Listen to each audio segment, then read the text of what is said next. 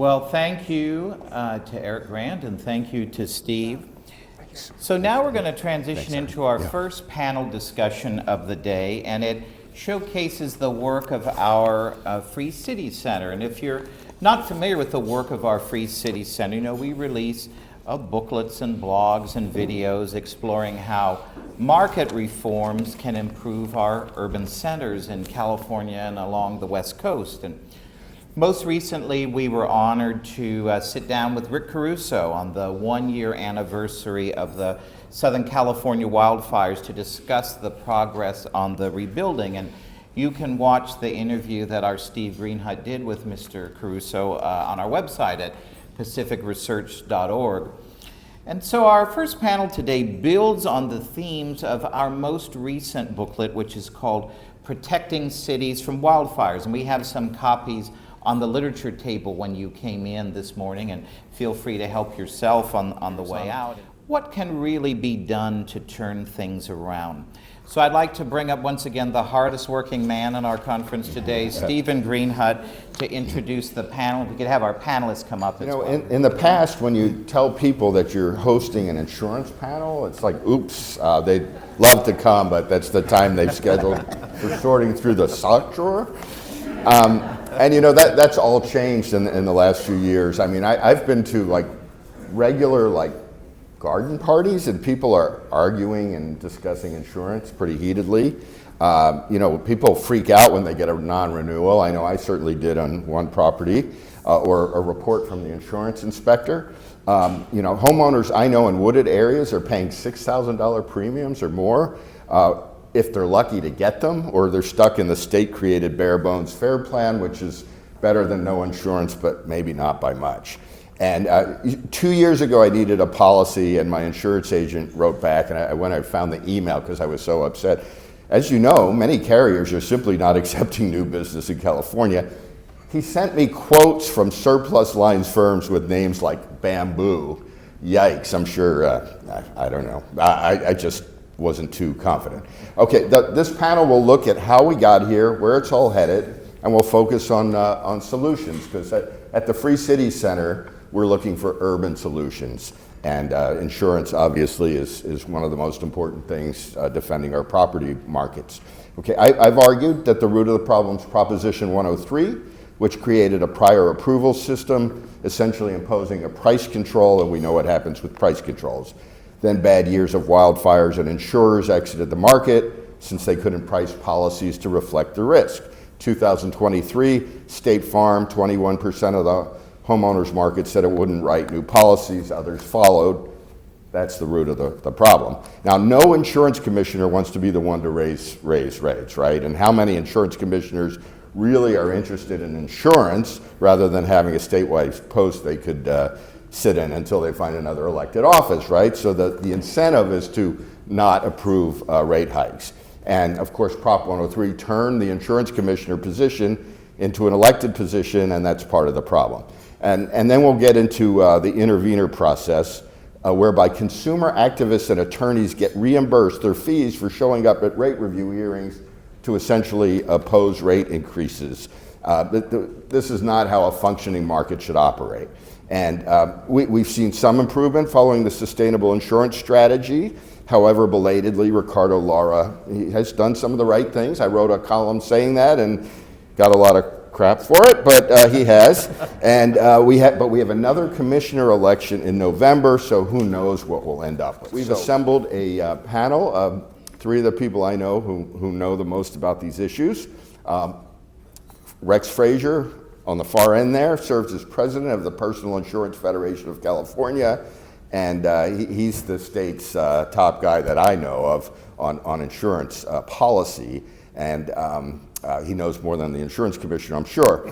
And so whenever I have an insurance policy question when I'm writing for the newspaper, he's my go-to guy. Stephen Maviglio, he was named by Campaign and Elections magazine as one of the most influential campaign strategists in California. We know that without even reading that from Campaigns and Elections.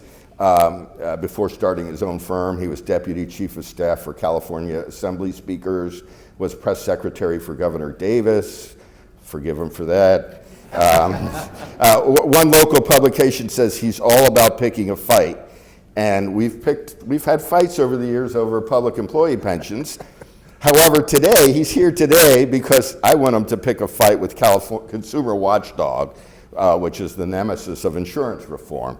And Ted Gaines represents the Board of Equalization's first district. He prides himself on being a taxpayer advocate. I think his record proves that. He also cast the deciding vote to get rid of redevelopment agencies, so he's in my Hall of Fame hero. Served 12 years in the state legislature, and he's running for supervisor in El Dorado County. And he's also, I didn't even realize this, he spent 30 years as owner of Gaines Insurance. I knew he knew insurance policy, but he also knows it from the other end. So thank you for being here. So instead of doing little presentations, we're just going to get right to the questions. I'm just checking, make sure time, and then we'll have audience questions. So now let me get to the right page here. Okay, Rex. I've often argued that the root of California's insurance crisis is Prop 103, as I just did argue. That was the 1988 ballot initiative. Can you give our audience a brief explanation of the initiative? And I'm sure you agree with my conclusion, but whether you do or don't, let me know what you think of Prop 103 and how it's worked over these years. Very well, good morning. Proposition 103 was a ballot measure in 1988 that first and foremost converted the governor's appointed insurance commissioner position, which had been in existence since the 1800s, into an independently elected insurance commissioner that does not report to the governor. And so while, of course, the governor takes a lot of grief for the state of the insurance market, he actually only has persuasive control over the insurance commissioner. The insurance commissioner runs the own show at the Department of Insurance. Secondly, at the time, it required a 20% rebate of all the profits that insurance companies made in 1987. And so as you can imagine, that was litigated extensively and did result in a number of companies deciding to leave the market. Third, it imposed price controls. So we have a prior approval system. It used to be called what's a file and use system, where you just file what you're going to charge in the market and you proceed to compete against others. We changed it into a prior approval system where you have to go to the Department of Insurance on bended knee and ask them for approval of the rate change before you can go into the marketplace. So when people are frustrated with the prices they're paying, I assure you those were hard-fought approvals that insurance companies achieved over the course of typically 9 months to 2 years. So it's not as if this is a quick process. And lastly, in a relatively novel move, the people behind the ballot measure that qualified it, they wrote themselves an annuity where they created an intervener system where they are allowed, when a company makes a rate filing into the prior approval system, the interveners can get party status in the rate filing, so that the Department of Insurance and the insurance company can't even have a conversation without these lawyer groups. The people who wrote the ballot measure said, oh, now we can intervene in rate filings and get paid compensation for doing so. And if you look back over the tenure of Prop 103, they've made tens of millions of dollars, so I do admire them for their creativity.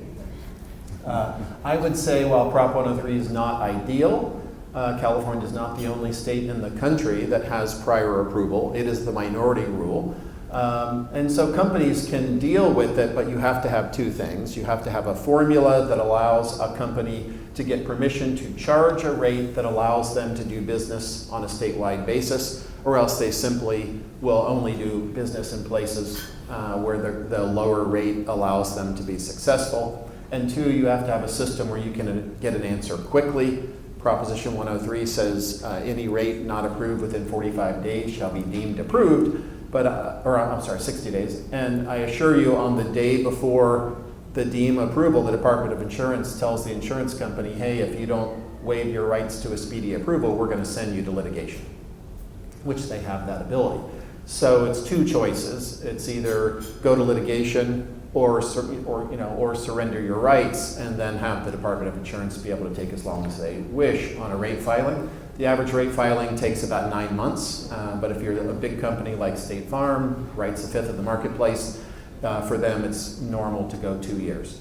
So how can you do business when you have a rate formula that doesn't allow you to get to an adequate rate, and by the time you get to that inadequate rate, it's already out of date because it's taken so long, you have to turn around and make another filing. So the good news is these problems in the market are state created. We have state created scarcity. So that means that there is a fix that is available if only folks have the courage to take it. Thanks, Rex. Steve, you're here because of your interesting views on, I love them, but great views on Consumer Watchdog. And what I'm wondering is, well, first off, we know Harvey Rosenfield created the intervener process in writing Prop 103. And as Rex explained, the group, I'm not sure the provenance of the group, but it's related to him, and they're doing quite well under that process. You've been criticizing them for years, and I'm wondering what your main critique is of the process and of the group, and also what got you involved in targeting Consumer Watch. So the subtext of that question is, why is a Democrat like you doing it in a place like Yes, this? that's a good way of putting it, yes. I do feel a little bit like a pork chop at a bar mitzvah, but let me tell you why. I was trying to be kind No, about it's it. okay. No, I mean, my interest, I worked for Governor Davis as press secretary, as you pointed out, and I first ran across these people when I think it appeared at our front door with a few dead fish and threw it at our doorstep protesting something. And another time they brought in a bunch of little piglets to emphasize the pigginess of some of the energy price increases that were going on. So they're a group that loves the dramatic, they love the publicity, they're a rent-a-quote. You hire them if you want to get some press attention. They initially were founded, I think, in 1985, Rex. Yeah, these were an offshoot of Ralph Nader. Yeah, he was, this guy Harvey Rosenfeld was actually literally an intern for Ralph Nader, and it was originally called the Foundation for Taxpayer and Consumer Rights, which is something some of you might sound like, oh, sounds good to me. But they quickly devolved into sort of an attack dog, particularly on the insurance industry. And they put that measure on the ballot, Prop 103. It passed overwhelmingly. They had nice little signs with the fife and drummers from the American Revolution, you know, those little guys. And that was their symbol, and they won overwhelmingly because they were outraged about insurance costs, and they thought having an elected insurance commissioner would be a great idea because then that person would be directly responsible and responsive to voters. I think it's 11 states now have elected insurance commissioners. Most of them are appointed by the governor because, you know, heaven forbid these people talk together about doing things. So I ran across them, as I mentioned there, but I've also, you know, I'm a Democrat, big D, and I actually believe in a lot of these things that consumer groups stand for, like real consumer groups. But these people are a complete fraud. They have 0 members. There are about 14 people that sit in an office and file lawsuits and make a lot of money off of it and do publicity for hire. So when they say they're speaking on behalf of consumers, you have to ask them who, because they have 0 members. You know, it's just not like ARP or a place where you pay a membership fee. There's no there. It's these folks. So that, you know, I think it gives consumer groups a bad name. So that was my initial interest in them. And then the more I dug into them, you know, I found out they are a complete and utter fraud. They've made tens of millions of dollars off of this process. Mr. Rosenfeld himself has collected about $14 million personally in fees that come from you and I when the rate increases are granted. And to me, I would just say just insurance plain wrong. companies are explicitly allowed to add a surcharge onto their bills to pay the intervener fees once compensation is due. Right. So they snuck this in the fine print of Prop 103. Nobody talked about it then. And guess what? We're the only state in the entire nation that has this process. Other insurance commissioners are indeed responsive to voters. Administrations and governments are responsive to voters. They don't need a third party to come in and hold things up and charge $650 an hour to do so. The delay process to get a rate increase in the state is incredible to begin with, as you might imagine from regulations. Typically, it's about 256 days. And that's for something that happened in the past. You can't even project in the state about what your cost is going to be. I think the number I've seen is insurance companies are now paying out $1.13 for every dollar they're getting in. So it's not a sustainable business practice to do that. So the number of days, 256, when the interveners get involved, stretches out to 529. So you're doing twice as long because you have these lawyers butting in to all these operations. So that was my interest in initially going out. They ever supported a rate filing? I can't imagine, right? No. Okay, so that gives you an idea, right? So, okay, now, Steve, that's great. Ted, despite long brewing problems in the state's insurance market, lawmakers, of which you have an illustrious career, rarely have done anything to address those problems. And you disagree.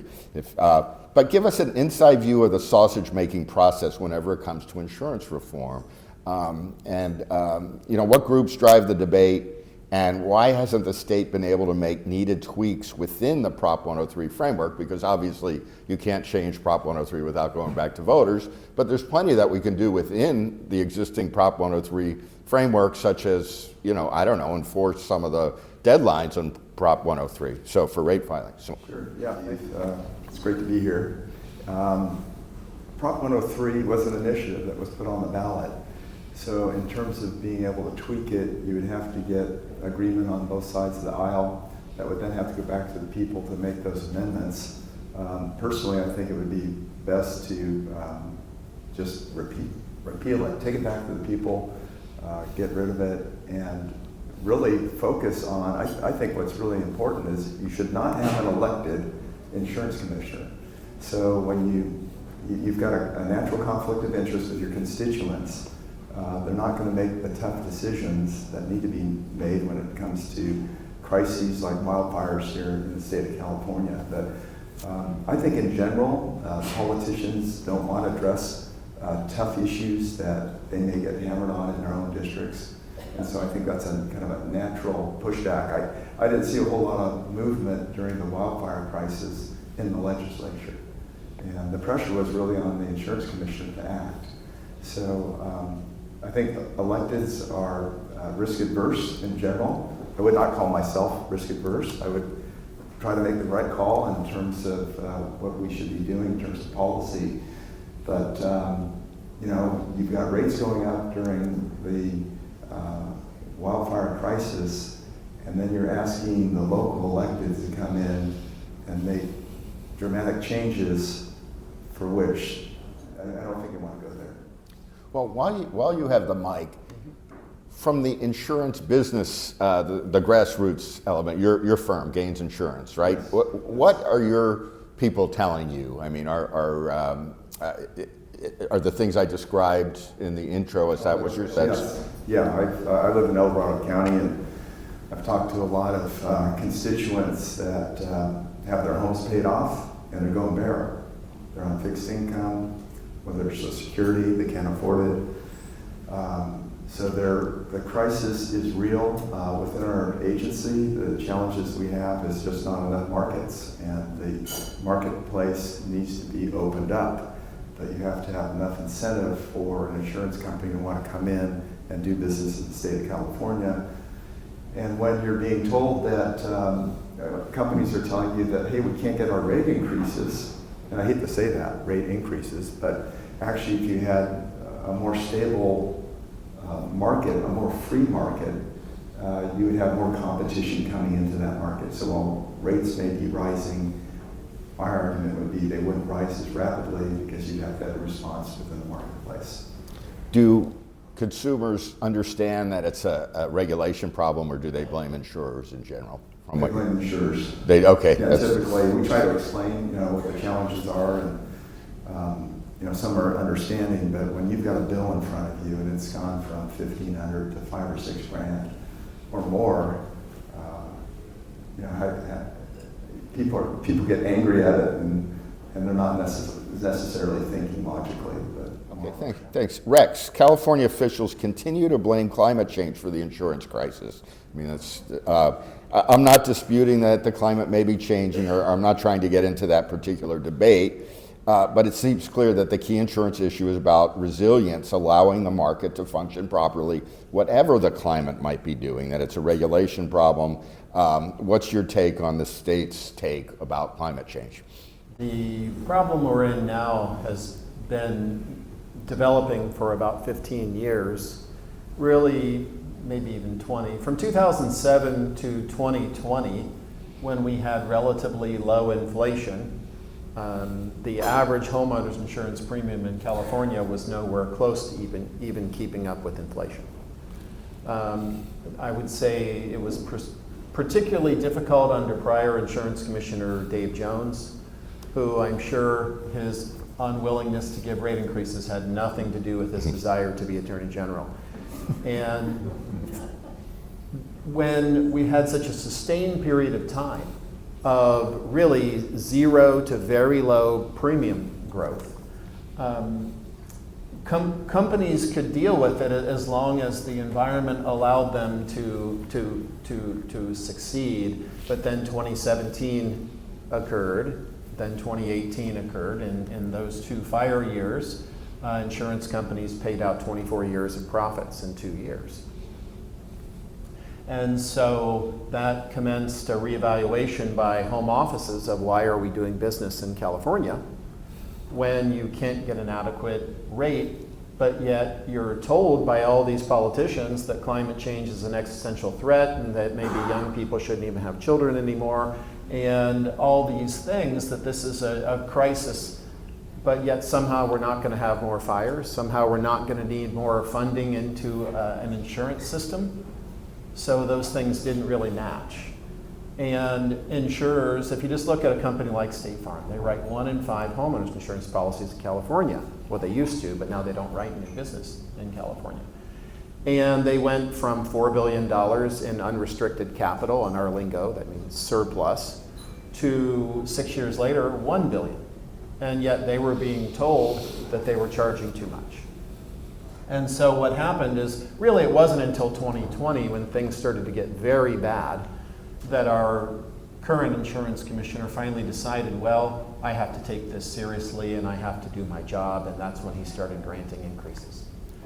And the problem was that instead of the normal thing of 3, 4, 5% increase, heck, look at Covered California, they take 7 to 10% a year on health insurance increases, and nobody bats an eye because it's federally subsidized.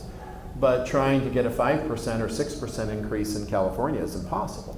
And so all of a sudden, the rate increases that the insurance commissioner saw were 20 or 30% to try to at least get out of the deep hole. And so the way that hits a consumer, when Ted might be talking with someone, they feel like, what is happening? This is outrageous. These insurance companies are greedy SOBs, and insurance companies are like, well, it's been 15 years of political rate suppression. So what do you want? Do you want people to be able to have insurance in high fire risk areas, Tuolumne County or something like that, hot, dry, lots of trees? Well, if you want that, you have to be realistic about the price that the state allows. And unfortunately, we've been in the last 3 years in a position of just unprecedented rate increases that make no sense.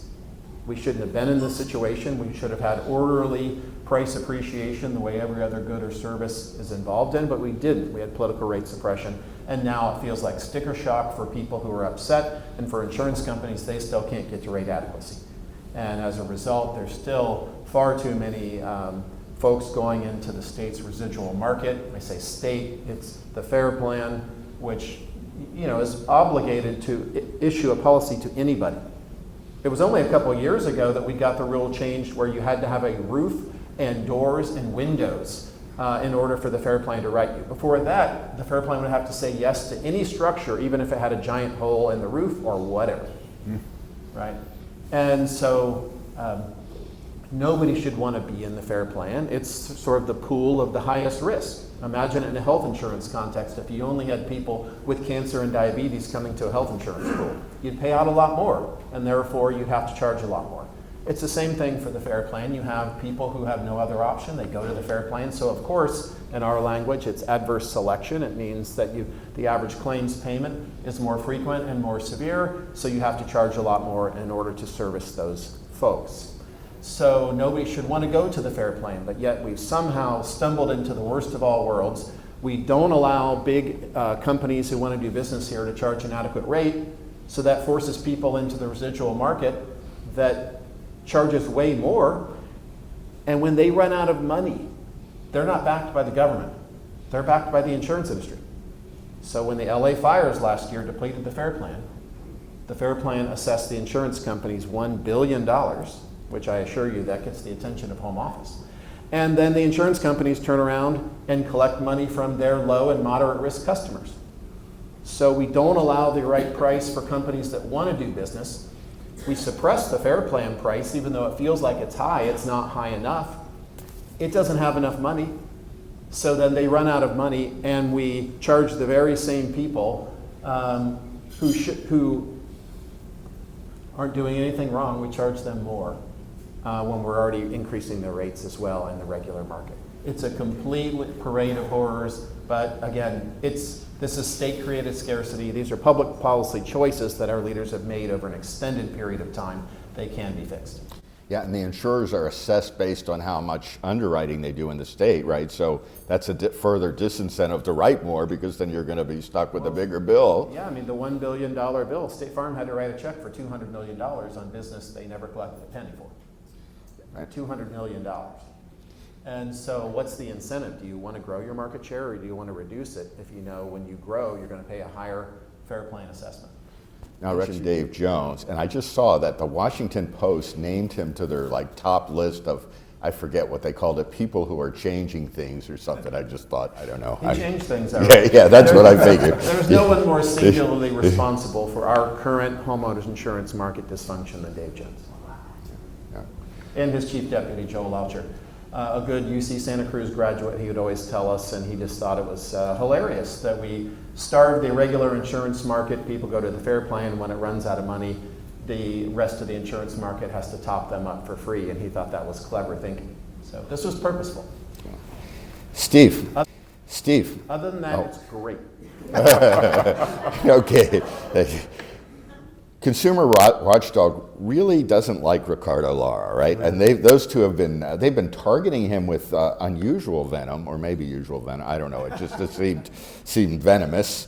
Explain the dispute between the two, and I think it really makes you like Ricardo Lara, right? Yeah, I mean, Ricardo served in the legislature before he became insurance commissioner, and it looks like we may have that same path of somebody who served in the legislature being insurance commissioner without any expertise in insurance happening all over again.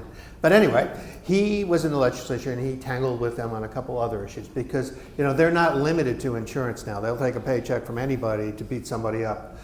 They took more than $1 million from the California Nurses Association to stop the Democratic Schwarzenegger health plan, which was sort of Obamacare before Obamacare, because they only wanted single payer. So it was like all or nothing. So they took a check recently from a recycling company to suddenly show an interest in the state's recycling system and come up with a better way. Guess what? That better way was to help this one company. So we got this kind of thing happening. So if you read anything bad about Ricardo Lara, chances are it came from Consumer Watchdog, because they loathe each other. Ricardo came in and didn't kiss their ring like Dave Jones did.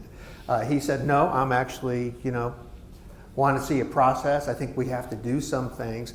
And they just went crazy and have been after him every day of the week. They have a website now called resignlara.com, I think. They're very good at putting victims as their front group, because they're a nonprofit, right? So they hide all the money they get. They hide all their operations.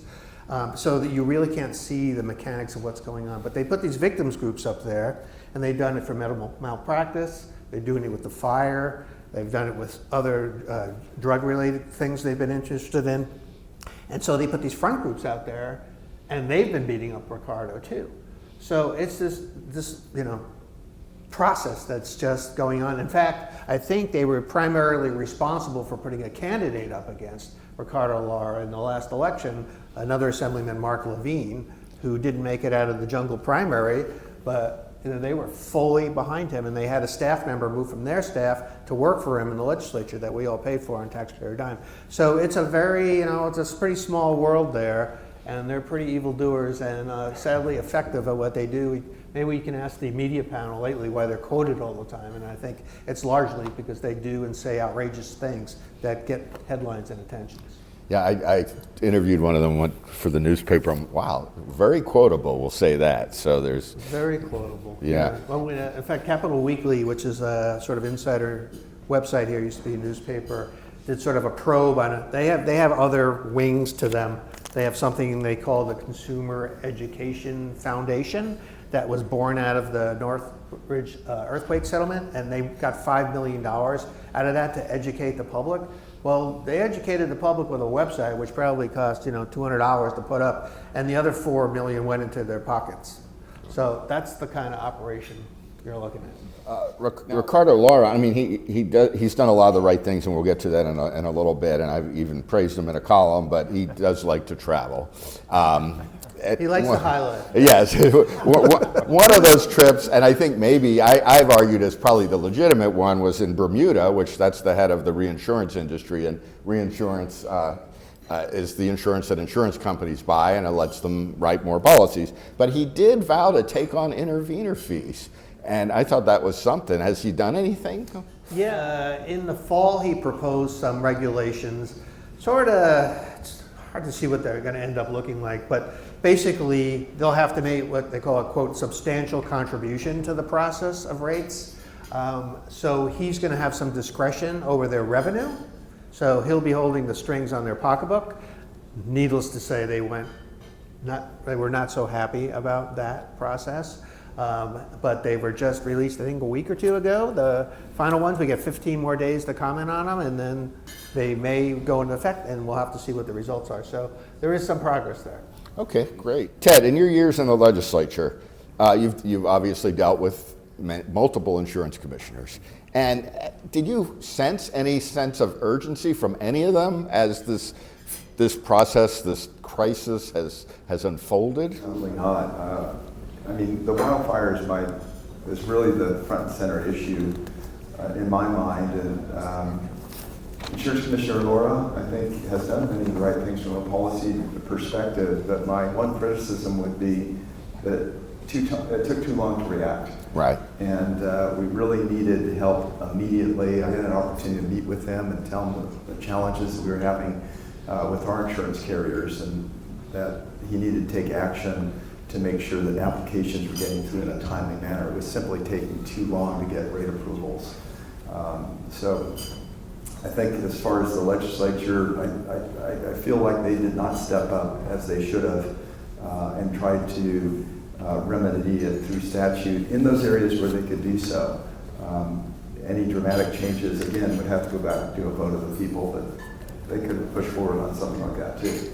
Right, and within the Prop 103 framework that could be done, right? I mean, and are being done to some degree without having to change Prop 103. Yeah, and I'd have to look at that more closely to say exactly what that is. I'm not sure. But one of the big steps that I think that the insurance commissioner took was the ability to take a look at the cost of reinsurance. Right. Because those are being borne by insurance companies, and California is the only state in the nation, I believe, that would not allow the passage of increased cost of reinsurance to be passed on to the consumer. And again, that affects the consumer, but an insurance company affects the market. So if the insurance company is having to pay for the additional reinsurance costs, which may double or triple, and you can't pass that on to the consumer, then you pull out of the marketplace. So that is one thing that he's done several, but right, and one in particular that was a big help. Yeah, and that's what, for Rex, discuss the sustainable insurance strategy. And it's done a number of things, and it seems to be working a little bit, right? Yeah, as noted, the legislature's really ignored this issue for a considerable period of time. And in the meantime, what's become clear is we had a rate formula, because remember, we're talking price controls, profit controls, a rate formula that didn't produce an adequate rate for the risk that companies were told people wanted them to assume. It took way too long to get that inadequate rate. And then we had a FAIR plan that was continuing to grow and becoming a source of risk for an assessment that then makes it even harder to work in California. And so after really 4+ years of not wanting to confront this, Commissioner Lara felt like he had no choice. Probably it was after he was reelected. He knows he wasn't going to run again, so then maybe he felt safer in the second term to be willing to do what needs to be done. Now I will say he was brought to the table because Governor Newsom forced him to sit down with the insurance industry and talk with us like we're human beings who have dignity and maybe something to say. And prior to that, we had no dialogue with the insurance commissioner's office for 4 years.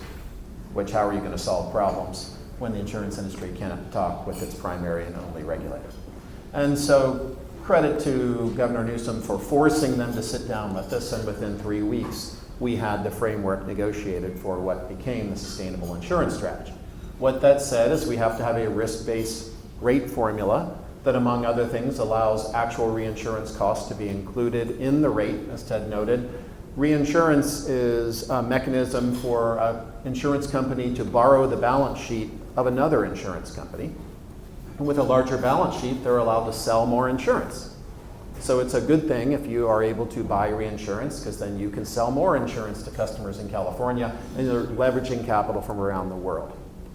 Well, if they increase their prices and you cannot keep up with that, you're going to buy less, which means you have less capacity, which means you sell fewer policies, and the market contracts. So Commissioner Lar, to his credit, allowed reinsurance costs to play a role in the rates that people pay, as well as, heaven forbid, you can make a fire insurance premium that looks at where you do business and the fire risk that's in that area. Prior to that, you were not allowed to base your rate based on where you do business or the fire risk associated with where you do business. You just had to look at what your historical loss payouts were, and whatever that was, you would just extrapolate from that. But if you said, hey, I want to go into a high-risk area, the Department of Insurance would not let you charge more in advance. You had to go there, lose your shirt, and then say, see, we need to charge more, let us charge more now. And that was not a decision that home offices liked. And so as a result, he allowed insurance companies to have a rate based on where they do business and the hazard associated with that business. So one, the sustainable insurance strategy allowed a risk-based formula. Two, it said the commissioner has to approve things more quickly. And that was a key concession by the Department of Insurance. As you can imagine, career staff at the Department of Insurance likes to be able to take 2 years at their leisure to review a rate filing. And the commissioner knew that that's untenable, and as part of a larger deal, agreed to put some constraints on what the career staff can do in rate reviews. And then lastly, he made it clear the terms of what happens when the fair plan runs out of money, because it's not regulated like a real insurance company. It's not subject to solvency-based regulation the way a normal insurance company would be. And so as a result, they have way too much risk and they don't have enough capital. Last year, they were lucky to avoid $1 trillion of exposure, but they're creeping up on that daunting number. And so at least now we have a system where when the fair plan runs out of money, remember, there's no government backstop of the fair plan. It is the insurance industry that 100% backs it up. That he outlined terms for when the fair plan runs out of money, assesses the insurance companies, and then the insurance companies, what's the orderly method of recouping that money from their customers. So those were the 3 elements of the sustainable insurance strategy. We negotiated that through the governor's office. We took it to the legislature, and the legislature promptly said, no, we would prefer if the insurance commissioner takes the bullet on that. And so the legislature failed to act that year. It was only then in the fall, after the legislature was out, that the insurance commissioner went ahead and announced he was going to do this by regulation. And while it took 2 years to promulgate those regulations, which is way too long, at least at the end of it, we have a real system. And as a result, now we have 40% of the insurance market that has made a filing to grow under this new system. And the key will be to get State Farm writing new business again, but they're mired in a 1.5-year long rate filing right now that's in litigation, and there's no end in sight. So it's hard for the market to come back when 1/5 of the market really can't come back. And catastrophe modeling, right? Yes, that was the catastrophe modeling, is where you get to look at where you do business, the quality of construction of your customers. And so it's just, imagine, so the earthquake authority, the way they make a rate is they look at where they're going to do business, what's the housing stock they're going to be insuring, and what's the proximity to a fault. That makes sense, right? You want to have a rate depending on the quality of the homes you're insuring and where those homes are located. Well, in fire insurance, we didn't have that ability. You just have to charge a rate based on your historical losses. And so now we have catastrophe modeling as a part of the rate formula, where you can look at what's the housing stock we're insuring, what's its proximity to fire risk, and if you choose to operate in an area that has more fire risk, you're allowed to charge a higher rate. It's a long overdue thing, and on those two issues, reinsurance and modeling, we were the only state for over a decade that had the antiquated system. Every other state had moved on to where we are finally now. Thanks. Steve, you're involved in the Sacramento Press Club, have been for years. What do you think? Talk to me about the press coverage of the insurance industry. Has it been good, bad, indifferent? You know, the press corps is naturally sympathetic to victims of fires and earthquakes. They get an extraordinary amount of attention when they complain about insurance companies. The complexities of Prop 103 are difficult for a lot of reporters to really understand. They all call Rex because they need to get a lesson on what's involved. So, you know, I think it's gotten better because there's been a lot more coverage because of what's happened, but, you know, as you said in the opening remarks, insurance, yawn, right? But now it's suddenly become interesting. And, you know, I think fortunately in some ways there hasn't been a lot of action across the street on this because now we're seeing some action, and guess what the first impulse is? More regulation, right? Consumer Watchdog is pushing a bill that's supported by Democratic leadership that's going to make things even worse for these companies that are on the ropes and thinking about not coming in. So, you know, the national reaction is over there is, oh, let's do more. And unfortunately, that generates a lot of media coverage. We wish they would just do no harm. Yeah. We should get that single payer slogan back, right? Do no harm. All right, got one more question, and then we'll open it up. Ted, if you were back in the, I know you're running for supervisor. I don't know if there's anything you can do at the county level to deal with it, helping some of your, I know a lot of your work's going to be constituent service. But what, if you were back in the legislature, what would you do now? I'd repeal Prop 103. Okay. I think you've got to go back to that. Put it on the ballot. There's inherent dysfunction with Prop 103. And so you'd have to repeal it, and you'd have to come back and figure out what the right remedy would be. But again, I would focus on a non-elected insurance commissioner that could, you know, have the courage to make the right decisions to keep the market stable. And I think it's as simple as that. On the local level, I think there's grant money available. You know, you've got a lot of people that are on fixed incomes or lower income that can't do the necessary defensible space around their home, and as a result can't get the insurance coverage. So I think that would be one remedy. I do want to shout out CAL FIRE because I think they've done, actually, they do a better job every year. And I was talking to the retired Fire Chief Ken Pimlott for CAL FIRE, and he said, well, several years ago we had an order for 13 aircraft, but it took a few years to get them built. And so they had 3 aircraft, and then just this last year it went from 3 to 8. And I live up in Shingle Springs, and I witnessed 3 fires in the month of June, and CAL FIRE was on it. I was so impressed. Like we're talking within 20 or 30 minutes of seeing smoke, they were on it, and they had a fleet of aircraft up in the air putting those fires out. There's also been some removal of dead logs, and also just forest management, which is improving, and at least in El Dorado County, and I see it around the Tahoe Basin too. Oh, okay. Well, can I put my campaign hat on please, for one please, second? and maybe talk about the new, the coming commissioner, and then we'll have to finish up. Yeah. So the dream here is to repeal 103, but it's not ever going to happen. I mean, there was something that was proposed for the ballot this year. It was, you know, written by, I think, agents, and they couldn't muster up the money to get it because the polling was atrocious. You know, nobody wanted to support that. True to form, Consumer Watchdog called up Rex and said, you put that on the ballot, we're putting something even worse on the ballot that really will screw you. So there was a mutual detente, and that all went away.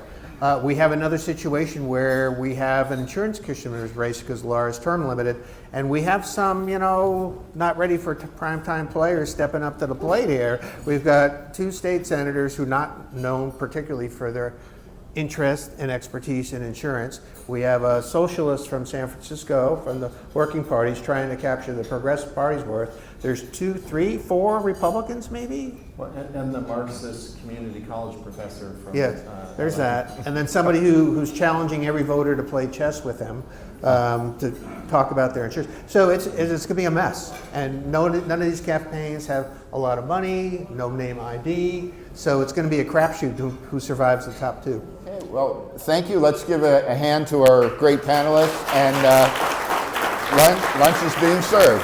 Yes.